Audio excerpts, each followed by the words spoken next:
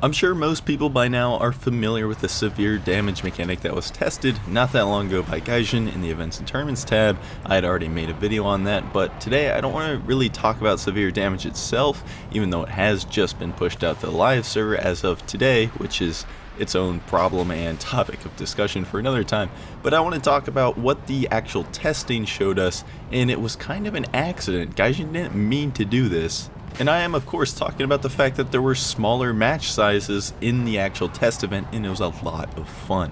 But first, if you want Golden Eagles for free, look no further than today's video sponsor, GE for War Thunder. GE for War Thunder is an app available on the Google Play Store in which you complete tasks of varying difficulty and earn GE that can then be transferred to your in-game War Thunder account. Once you guys have accumulated enough Golden Eagles through my link, I can host GE giveaways like the last one I just recently did where 7 people won 5,000 Golden Eagles each. So if you'd like a bit of assistance in your War Thunder grind, click the link in the description down below and use my code on screen for 10 extra Golden Eagles. A lot of you have probably participated in the severe damage testing event, and so you know exactly what I'm talking about when it comes to these smaller match sizes. Most of the games I've been in for severe damage, at least after the first day, was no larger than 12 versus 12, and it was a grand old time. And I gotta say, all of my teammates and people on the other team left in all chat positive reviews about the smaller matches too, and everybody pretty much unanimously agreed that it was without a doubt the most fun thing about the event. What is it about the 16 vs 16 that is so unfun? Well, of course, it is just the fact that it is absolute chaos. There's way too much going on at one time. It is impossible to process all of that information, and the gameplay itself just encourages you to bait your team. You obviously don't want to be the first one into battle. You want to make sure that the enemies get on your teammates first, and then you're going to swoop in after the fact and try to kill the enemies as they're distracted by your teammates. It's just all around not fun gameplay. Smaller match sizes encourage you to actually work with your team, as you're seeing me do on screen. We've ended up in a pretty big fight. It was like a 3-on-3, 4-on-4, something like that, and you cannot let your team hang out to dry. You have to be working with them the entire time. It's not just baiting your teammates, you're actually fighting with your team against the enemy team, and you have to do it together, and it's just a whole lot of fun because of that. If you take way too long coming into the fight later so that you can hopefully pick off the enemy as they're distracted by your team, that's not going to work like it would in a 16 versus 16. Your team is pretty much already going to have lost the fight by that point, and there's just not enough of them to be able to come back from that. The enemy team is going to then fully focus on you, and there's nothing you're going to be doing. That is, of course, though, in a perfect world if the other team plays it 100% perfectly. That doesn't always happen, though, and especially in these really small match sizes like the one you see on screen, there's only like 5 enemies and 2 of which are bots. You can actually kill the entire team single-handedly if the stars align and you are just the better player. And that is absolutely 100% the way it should be, in my opinion. A good player at top tier, or a good player in War Thunder in general, forget top tier, I'm talking tanks, planes, jets, you name it, a good player should have a very large impact on whether or not his team wins or loses. And yes, you should be able to clutch up and win the 1 versus situations. That's completely impossible in 16 versus 16, because if you're gonna lose the match, you're pretty much always going to be in nothing less than 1 versus 6 situations. But nonetheless, it is possible in these smaller games because the 1 versus situation is more manageable.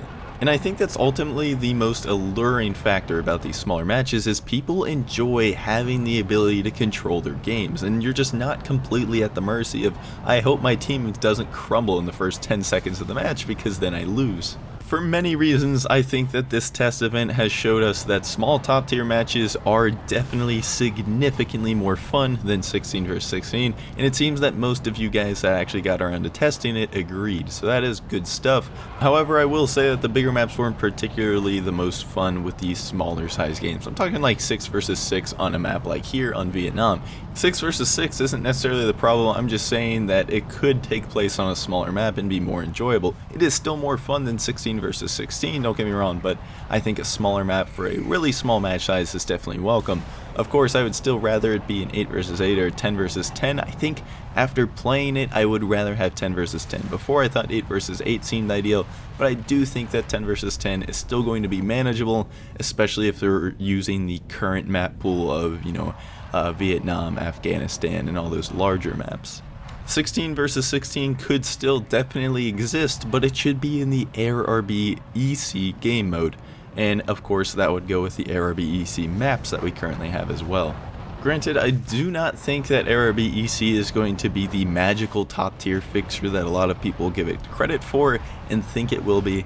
ARB-EC as a game mode has a lot of problems and a lot of fundamental flaws that are only going to be exaggerated by top tier planes. We've never seen ARB-EC with these modern jets, and I think you would catch on really quickly that there are some fundamental flaws with that game mode that are definitely going to come to light. That being said, with a little bit of tweaking, a little bit of work on the game mode itself, it could definitely be a very fun match. If it just kind of was formatted as some kind of open map, multi-mission map where you can do a lot of different things, a lot of different tasks, missions you might even say, and the LARPers could have fun, the PvP players could have fun. I think it's just a place everyone could fool around in more of a sandbox environment, and it could be fun. Of course, Gaijin's never going to do something like that though. And of course, this whole video Gaijin's not going to care about or listen to in the slightest, even if it's not coming from me, because ultimately, guys, they want 16 vs 16. 16 vs 16 ARB is here to stay. Let me tell you why. I did upload that video not too long ago talking about the 16 vs 16 conspiracy and how I mentioned that maybe it's the servers and server costs as to why they went to 16 vs 16 and are never going back. I don't think that that's true after reading some comments about how servers work. Thank you guys for explaining that, by the way. It's probably not the likely case. However, the other theory that I had not mentioned in that video, some of you have commented and I fully agree with, is that 16 vs 16 simply takes less skill, and that's what they want. The gameplay is much more randomized when you have that many players and that large of a furball. There's too many angles, there's too many places you can't see enemies from, accompanied with the spotting system, of course, which is absolutely atrocious. There's just too many ways for you to die and not have very much of a heads up, a warning, or any kind of way of being able to deal with that problem. Now, it sounds to some people like, haha, cope skill issue, but it really isn't. There is just absolutely impossible for you to be able to look out from 10 different angles and all these different missiles, IRCCM missiles, radar missiles. You can't do it all at once. And then people are going to be like, well, you're playing too aggressively, you need to hang back more. Baiting your team, as we mentioned earlier in the video. That is the meta of 16 vs 16 top tier, is bait your teammates and go in for free kills on people that are distracted. Ask me, that's not very skillful. Ask a $70 premium player that has never played War Thunder in their life and just jumps into a top tier match. Sure, they love it, they don't care because they're actually getting kills, whereas if they had to really fight people and fight people that knew that they were there, they would be getting absolutely slammed and not enjoy their $70 purchase. And so basically what I'm saying is the randomness of 16 vs 16 benefits bad players. It allows them more opportunities to get kills in which they otherwise wouldn't if they were in an actual competitive environment.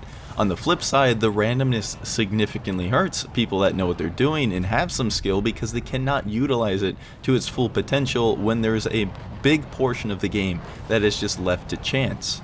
So the event was extremely nice. It was a good win for us while it lasted, but now that it's gone, I would not anticipate it ever coming back. The only reason we had games that small in the first place was simply because people weren't playing the event after like day one. It wasn't that popular. Obviously, people would rather be playing the normal game mode, so 8 vs 8, 10 vs 10 top tier is a nice dream, but it's going to have to remain just that, a dream, because I highly doubt Gaijin is going to make any kind of change that makes the game more competitive or more enjoyable. They need to make sure that they cater and handhold these $70 premium players so that they actually have fun and don't regret their purchase and want to buy more. On another note, it also was kind of enjoyable that the event was 11.0 to 12.0, so you could pretty much always queue as the top tier plane. You see me playing the MLU in this video because it was without a doubt the best 12.0 plane to play right now. You get the 9Ls, you get the Sparrows, you get actually a healthy amount of countermeasures, unlike the other F-16s at 12.0 that only have 60. The MLU has 90, but that may as well be the full 120 that the F-16C gets because its last few countermeasures drop as singles, which pretty much doubles its drop time. You get double the key presses of countermeasure and it equals the same amount of drops as the F-16C. Of course, it can hang in a top tier match as well, as you see on screen. It's got great flight performance, as we mentioned. It has all those countermeasure presses.